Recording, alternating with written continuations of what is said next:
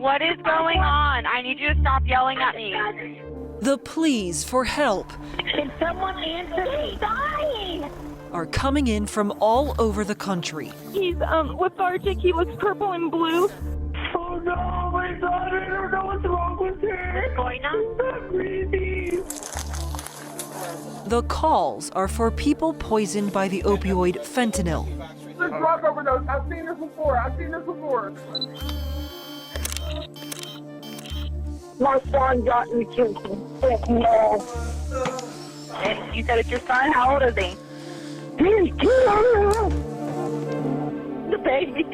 Something wrong with the baby. In this episode of Scripps News Investigates, If there's anybody inside apartment A, announce yourself.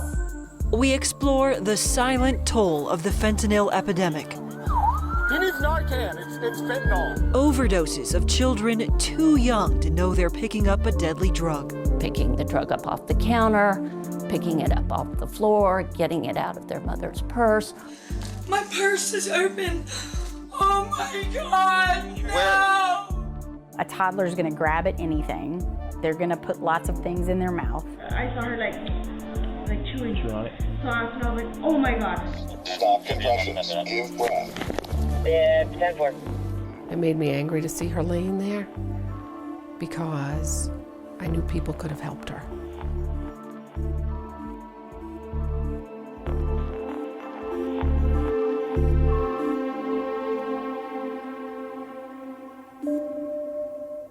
I'm Lori Jane Gliha. For months, Scripps News has been investigating hundreds of cases of babies and toddlers from across the country who've been poisoned by fentanyl. Here are some of their faces. This is Luca Lean from Kansas. Look at his bright red hair as he goes face first into a birthday cake. In Ohio, Leighton Lee loved to bounce. Go, baby, go. A snail. And this is Bear Johnson. Yuck. Bear's mom posted this video of him trying to eat a snail. Just hours later, she rushed him to the hospital after he got a hold of something much worse, fentanyl. Many of the cases we've looked through involve parents or caregivers who were accused of leaving fentanyl within a child's easy reach. But in case after case, we found red flags, family members, caseworkers, and police, all aware that children were in harm's way, but unable to do enough to save them.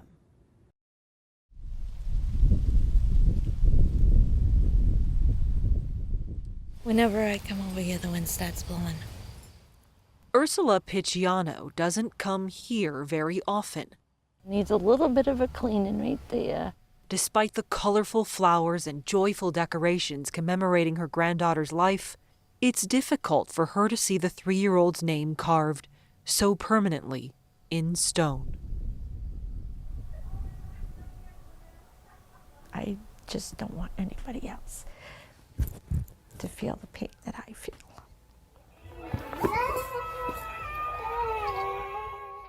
She gonna do it again. Here she goes. Haley Goding died of fentanyl poisoning in Maine in 2021. Scripps News reviewed her case and nearly 300 others from across the country involving babies, toddlers, and young children who in recent years were poisoned by the powerful opioid. To see if we could find common patterns in these tragedies that might help prevent deaths and save more lives, I know this is traumatic for you.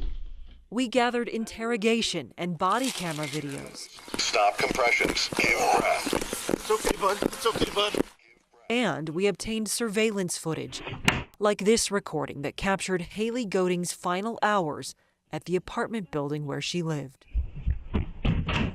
You can see the child's mother carrying the lethargic little girl already poisoned by fentanyl in and out of her apartment building over the course of more than 16 hours. By the time she finally called 911, it was too late. What was that like to see your grandchild on a ventilator? It was heartbreaking. It ripped the heart right out of my chest. Haley's mother is now serving prison time for her child's death. She told police she used a straw to snort drugs and later saw Haley putting the straw in her mouth hours before she died.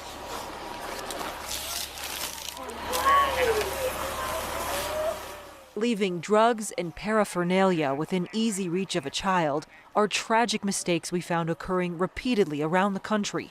Our investigation tracked down reports in several states of caregivers leaving drugs, straws, foils, and colorful baggies on coffee tables, in a desk, lying next to candy, or in a jewelry box. Because when I turned back around, he had the bag of pills in his hand and he was chewing them. And he swallowed a pill. I think he took one of my pills.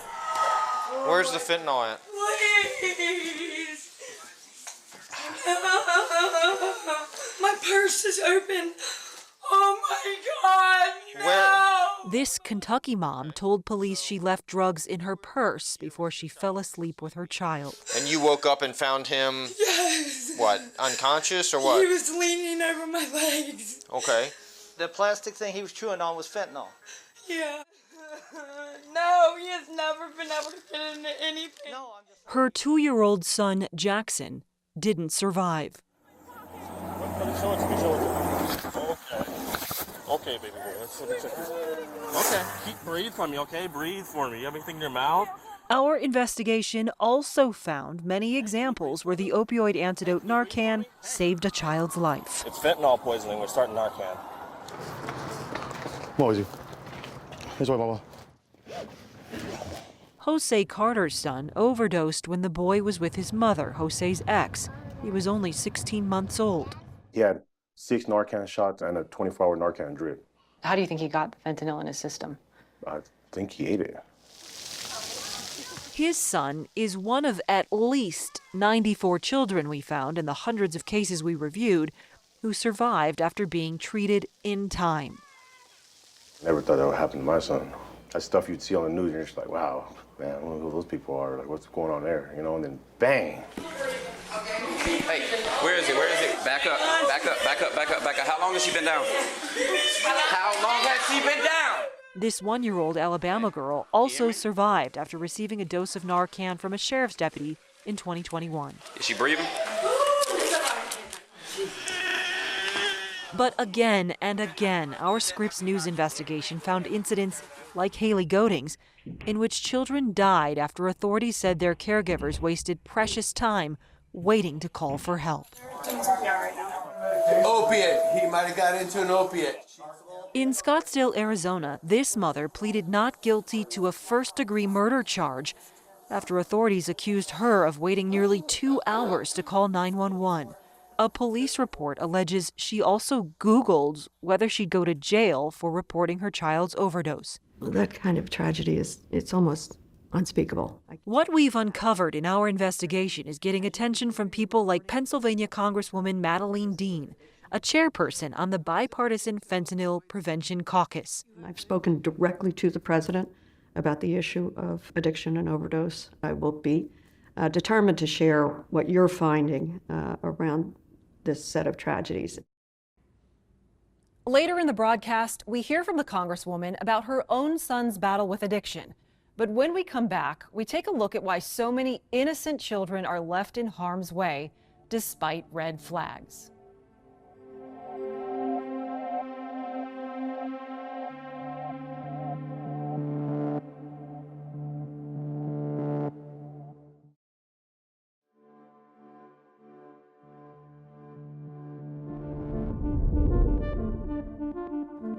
Our investigation into the silent toll of the fentanyl epidemic uncovered many instances where authorities knew children were in danger, but they still couldn't save them. We found that was the case with little Haley Goading. You said you loved to read books. Oh, we used to read all the time. Describe what this box means for you now. How much I've lost.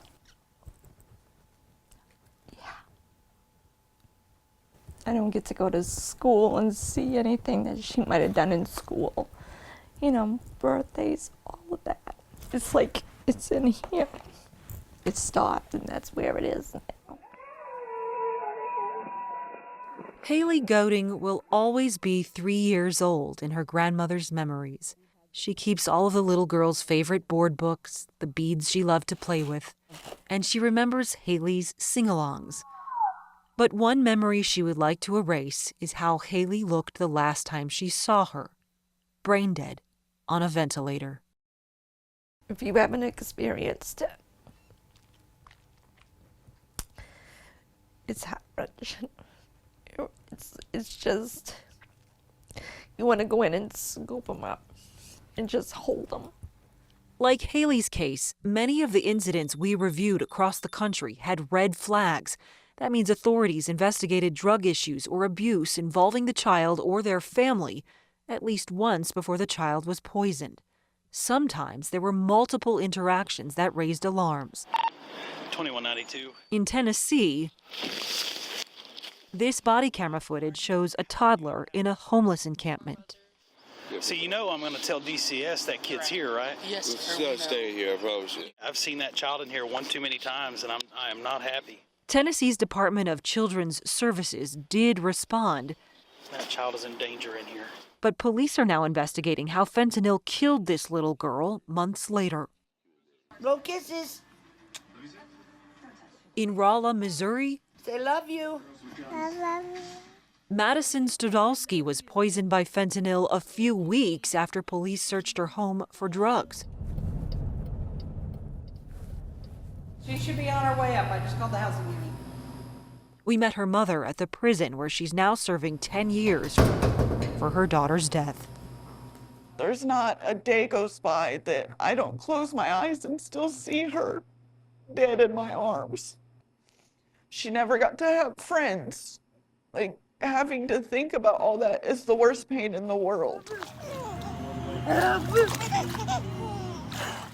Sassy Stodalski told us she didn't realize she was putting her child in danger.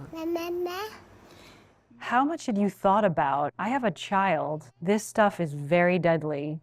When you're in addiction, you think you're being careful and it doesn't cross your mind. I thought that she was going to be fine because we always kept it away from her. I always washed my hands. It's like a wave. It hits. It just washes over you. In Haley Goding's case, child welfare workers were warned of possible dangers to her safety several times, including when Haley's mother rushed her to the emergency room with fentanyl poisoning a year before she died. But without any evidence to prove how Haley ingested that fentanyl, no one ever removed her from her mother's care. What is that like to read that report? It's a tough read. Any case where there's a child death is a tough read. There were certainly warning signs in that case that there were problems. Mark Moran got to know Haley's case well as the chair of Maine's Child Death Review Panel. We asked him how hard it can be for authorities to know when to step in. When you're floating through that decision-making balance, is this the right thing to do for the kid? Is there enough evidence to protect the child? Is it better to leave the kid in the home? Nobody knows exactly where that line is. And then I think that's where child welfare workers struggle. It's part of what makes their job incredibly difficult. There's so many emotions. There's sadness, there's anger. I'm mad that the system failed. If they had stepped in, Haley would be alive today. She would be alive. When we come back, how did the system fail 2-year-old Mitchell Robinson, who overdosed 3 separate times in his mother's care? We examine what went wrong and the push from legislators and hospitals after these deaths to make one simple change in medical care that may save lives.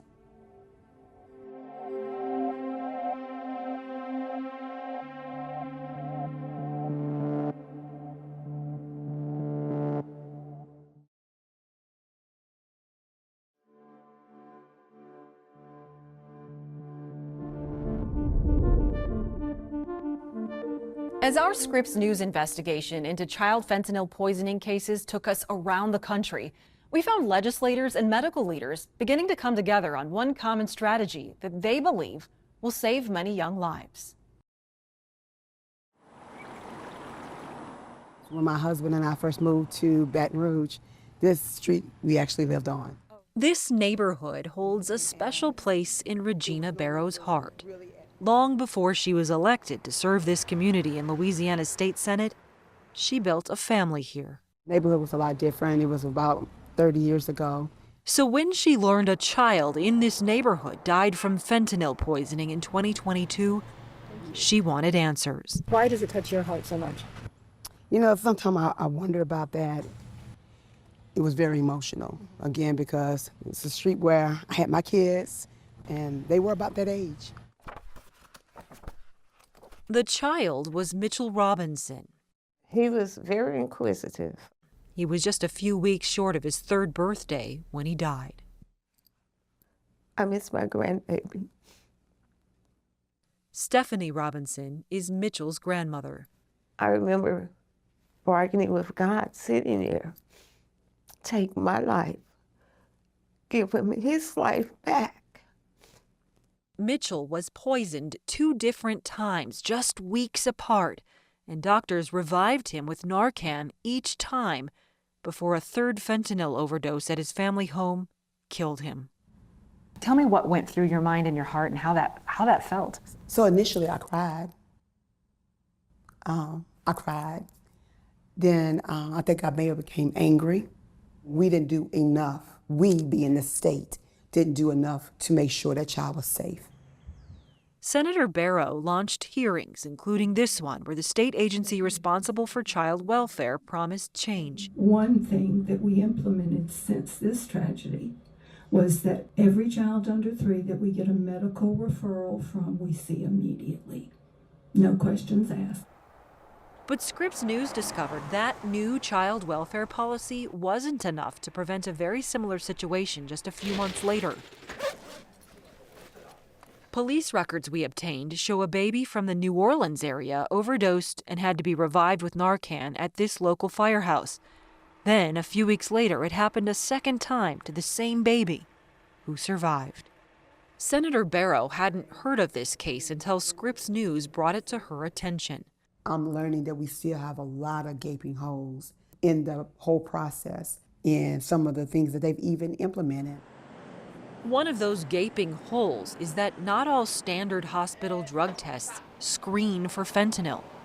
The first time Mitchell Robinson suffered an overdose, the hospital did not test him for fentanyl, so the initial drug screening came back clear, even though doctors revived him with Narcan. Child welfare workers didn't investigate, and Mitchell returned home, where he overdosed again. After doctors saved his life with Narcan a 2nd time, they ordered more comprehensive tests, and that's when they discovered fentanyl in Mitchell's system.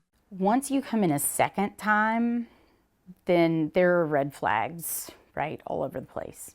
Dr. Ashley Saucier is a Louisiana-based pediatric emergency physician familiar with Mitchell Robinson's case. In the emergency world, she would not talk specifics about what happened to him, but says anytime Narcan saves a life, it should signal one thing to everyone involved. What is enough proof to know that a child is overdosed on fentanyl or an opioid? If they respond to Narcan. Narcan is an opioid antagonist, and it has one job, and that is the only thing that Narcan does.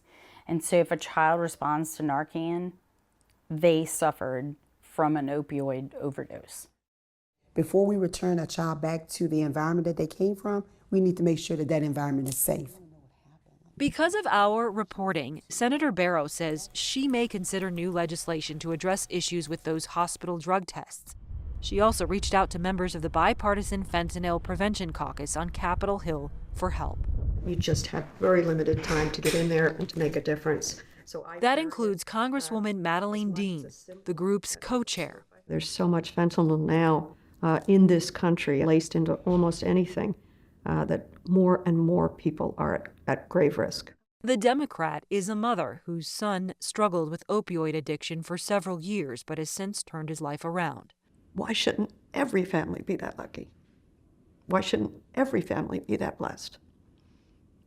Dean promised to deliver what our Scripps News investigation has found to her caucus. As you continue your reporting and discovery, if we can see patterns, see where communities are more successful in protecting babies, please share that with us.